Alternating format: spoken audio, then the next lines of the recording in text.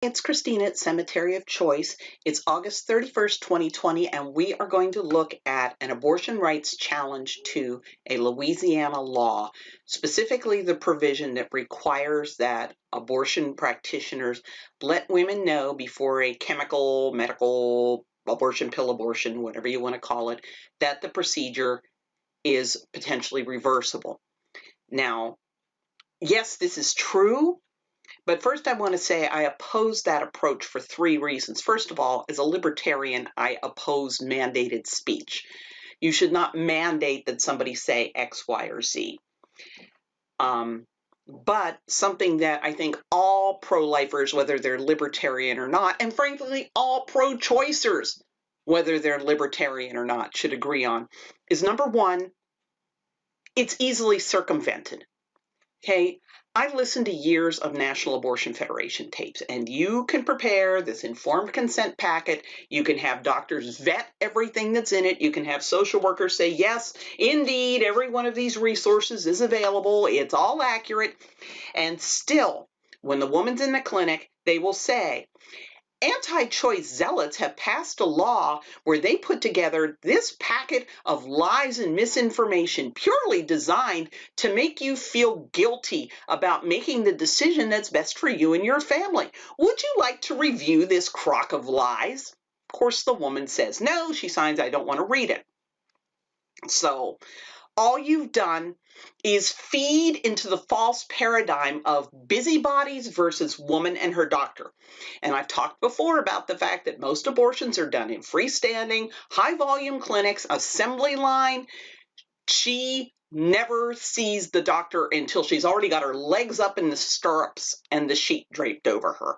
And she's lucky if he even says, hi, I'm Bruce, I'm here to do your abortion.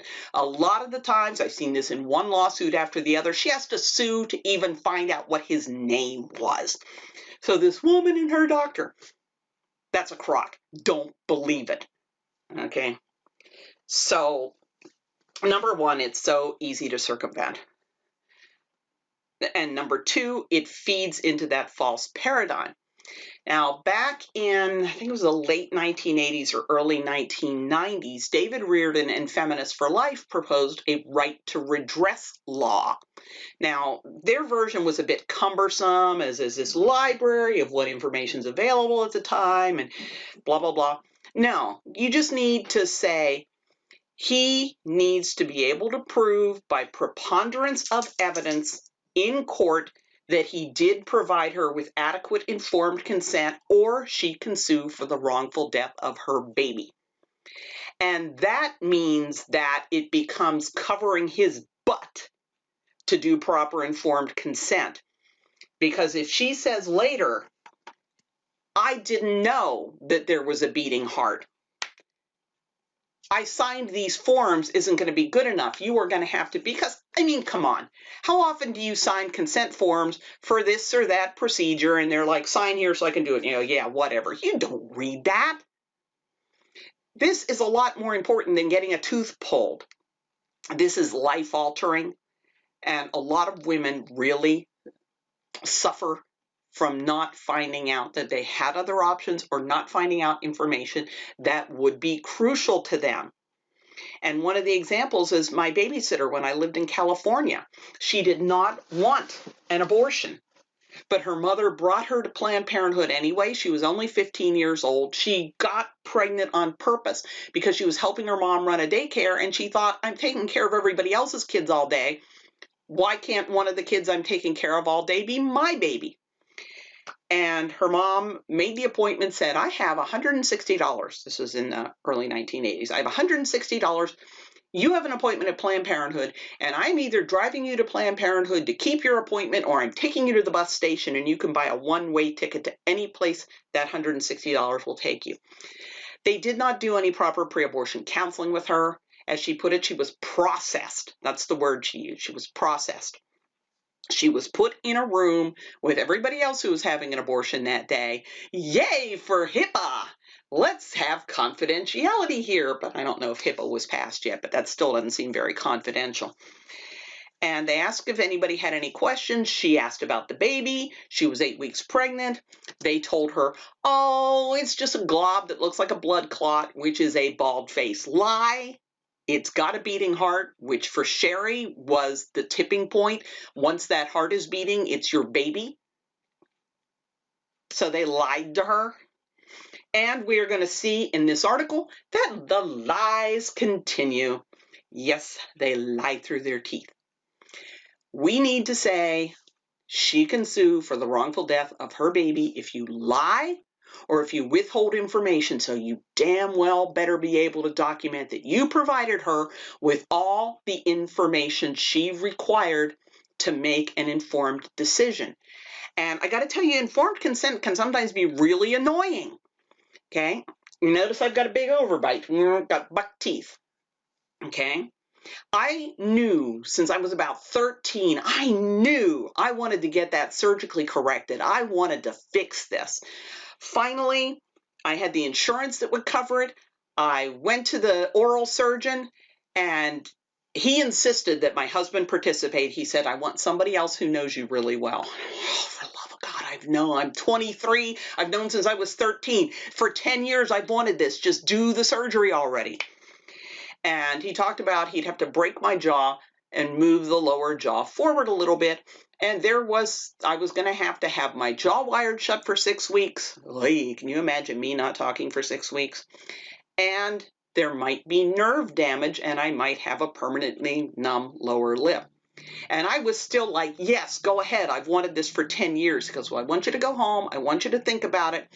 And then I'll have you talk to 2 patients, one who was glad she had the procedure and one who regretted it.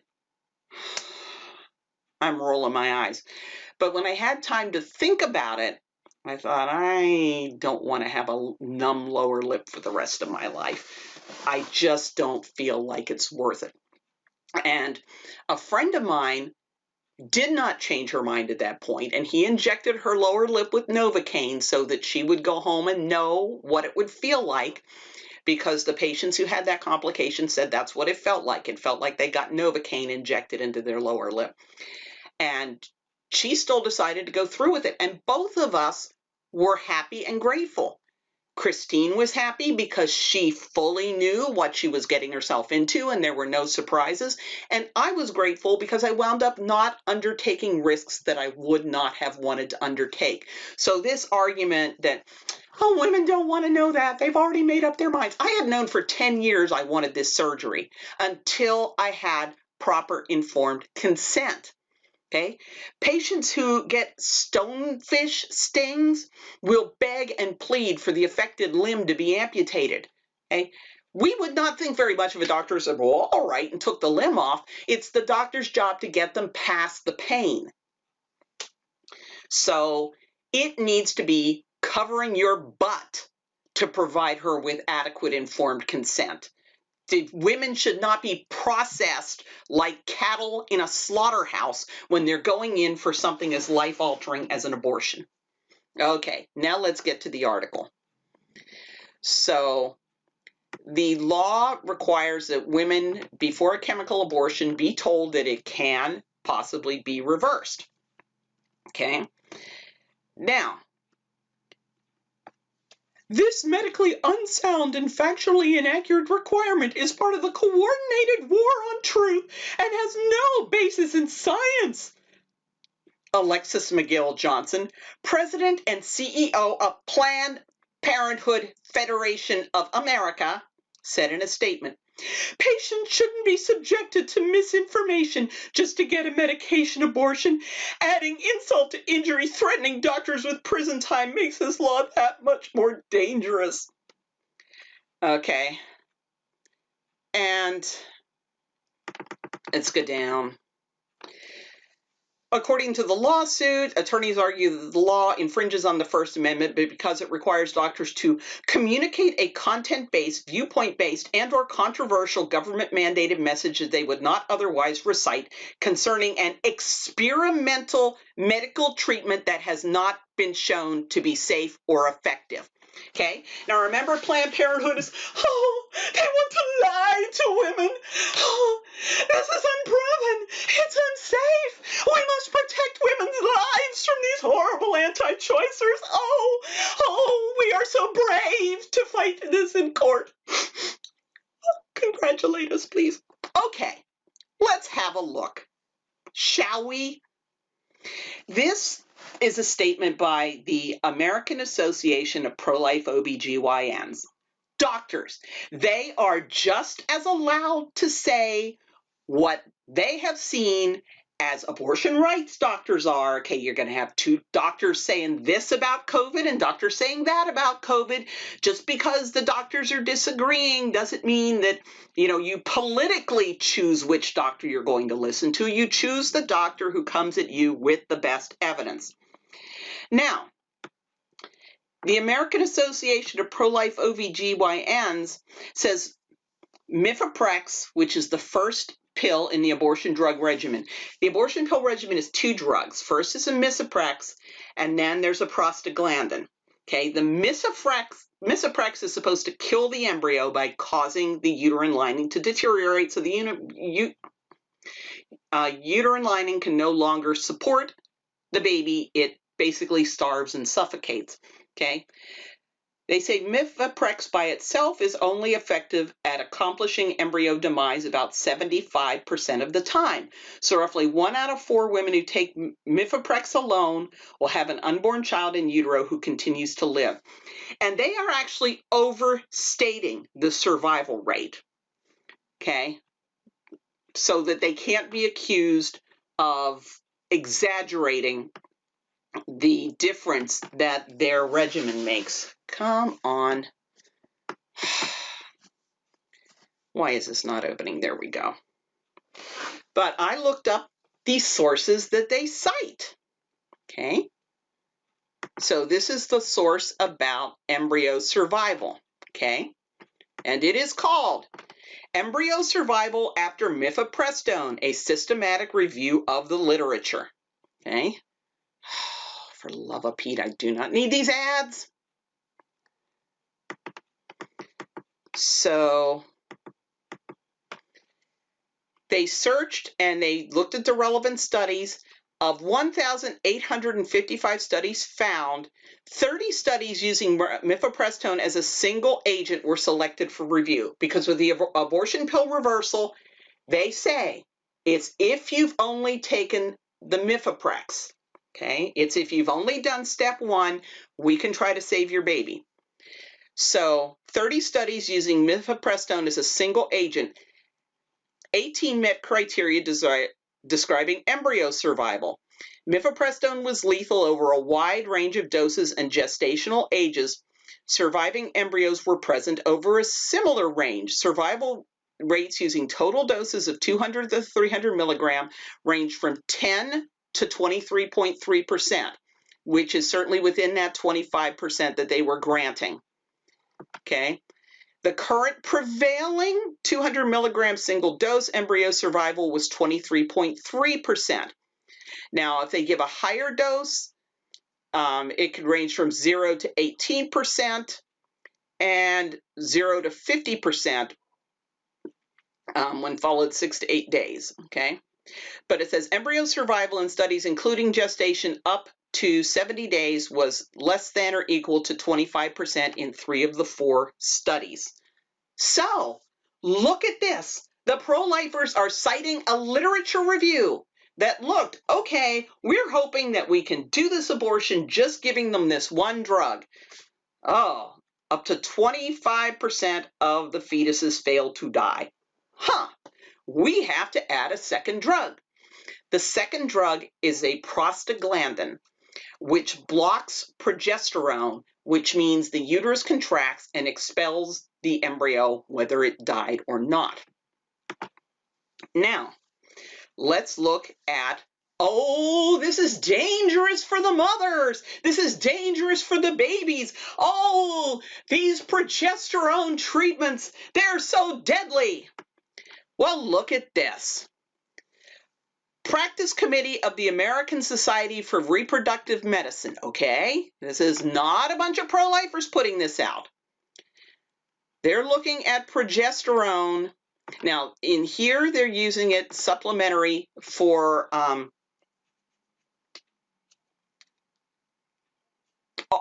artificially assisted pregnancy.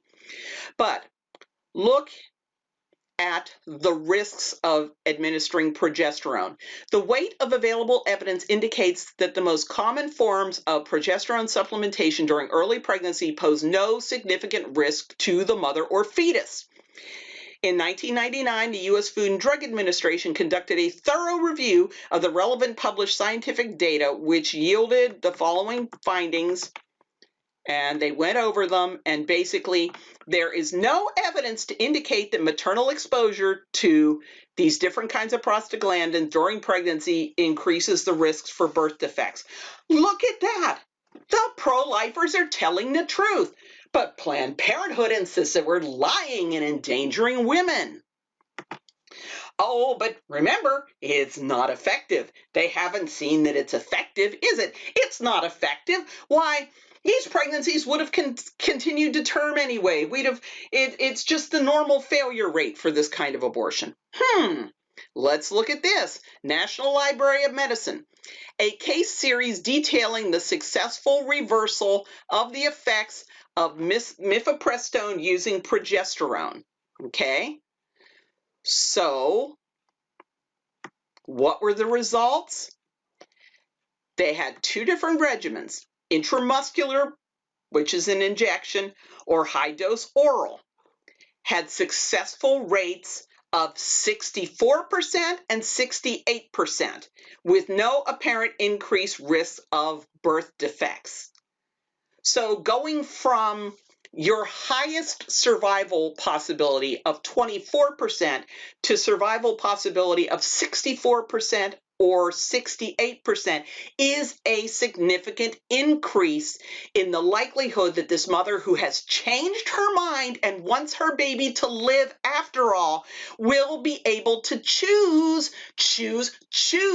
to have her baby. Now, why do these pro-choice organizations not want women to have this information? I've talked before about it. You know how Black Lives Matter sounds really good. Then you find out what they're really up to, and it's like these people don't really care about Black lives. They just use that as a smokescreen. Anti-racism. You look at what they actually do. They foment additional racism. They don't present themselves accurately. The abortion rights movement, when they call themselves pro-choice, now I'm not talking about pro-choice citizens. I think your typical pro-choice citizen would be outraged at this stuff, that Planned Parenthood is lying when they say that abortion pill reversal is untested, dangerous, not effective. They're lying through their teeth because it's their job to review the medical literature. So they either know this and they're lying, or they didn't bother looking because they don't care. Either one of them is equally bad. So, oh, and look, the mainstream media just uncritically does not bother adding that we fact-checked what Planned Parenthood was saying, and they're full of crap. Gosh, the mainstream media acting as a PR branch for a left-wing cause. That never happens. So, when you see this stuff in the news, basically, if an abortion rights group is saying it, you need to double check. They're probably lying, just like they're lying about this.